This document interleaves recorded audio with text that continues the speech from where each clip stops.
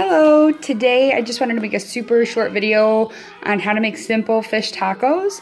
We're going to be making blackened fish tacos, so it actually makes the recipe a lot more simple because I'm just using pre-mixed blackening seasoning. Try to say that. This is one that I mixed up myself, so if you have any questions about what's in this, go ahead and pop it in the comments and I'd be more than happy to let you know what's in there. Other than that, as I'd mentioned, we're using 1 pound of cod fish. This was frozen fish fillets. You could probably use a different kind of fish like tilapia if you wanted to, but that's completely up to you.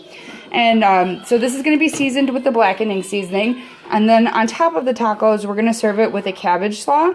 This was supposed to have mango in it, but it was not looking so happy after I cut it up. So I kind of improvised and changed it up. And in this bowl, we have half of a shredded head of red cabbage. I'd say like half of a bunch of cilantro chopped up, 2 carrots shredded, and 3 green onions that are just sliced on a bias.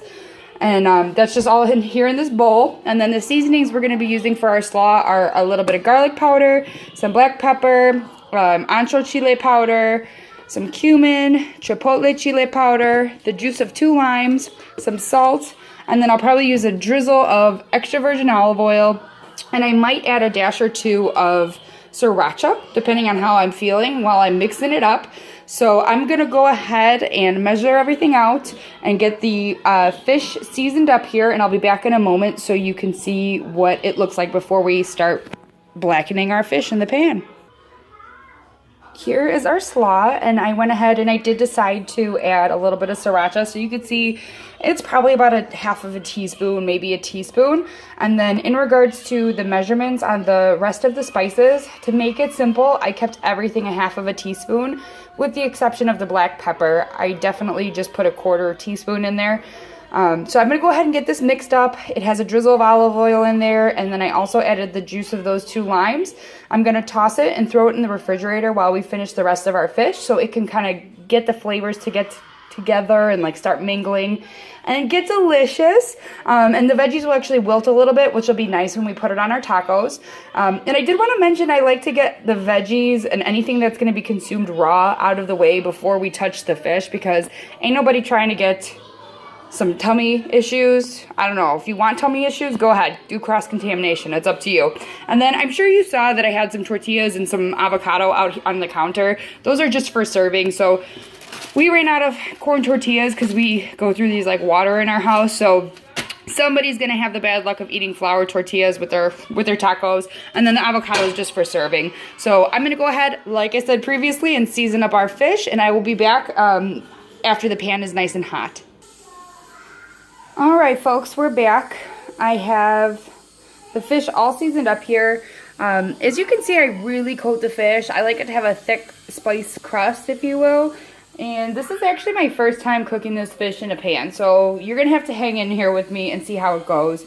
I usually bake my fish, but I haven't been happy with the blackening effect. This is my air quotes on a camera. Because it doesn't get the same caramelization as the fish actually touching a pan.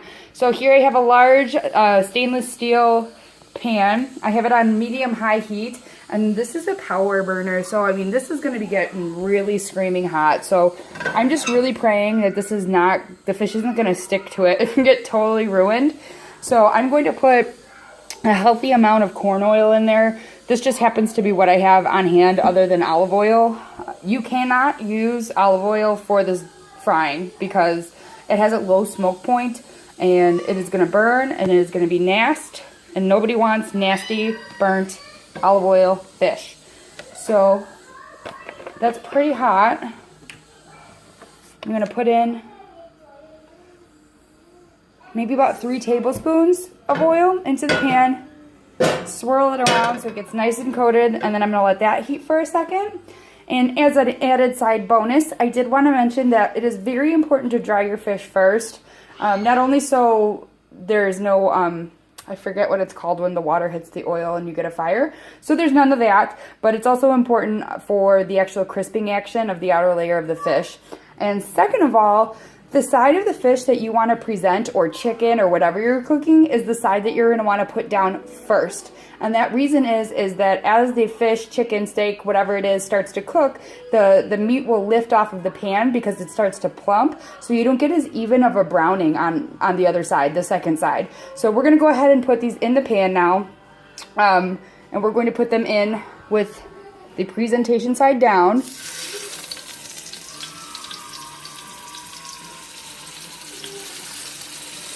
These are all going to probably cook at different speeds because they were frozen. So I didn't get to pick out the sizes. This is just how they came. And some are thin and some are thick and some are skinny and some are fat. They're really horrible shaped fillets actually. Sorry, I'm rinsing my fingers. So I'm going to go ahead and let this sit for 5 minutes on either side. So I'm going to go ahead and put a timer. And I will be back after that is completed when we flip the fish. Alrighty, I went ahead and I have flipped our fish. As you can see, they've got a nice caramelization on them. I flipped a couple of them, like this guy, a little bit early because I got nervous because this one was splitting because it was so well done. And I also decided that for a side, we're going to have refried beans. So these are just some beans that I had in my fridge because we always have them. So I went ahead and I threw a little bit of corn oil in there. I'm bringing it up to a simmer, and then I'll just start mushing these up, and this will be our side dish. I'm going to let this go for maybe another 3 to 4 minutes, and then we'll pull it off and we'll get everything assembled.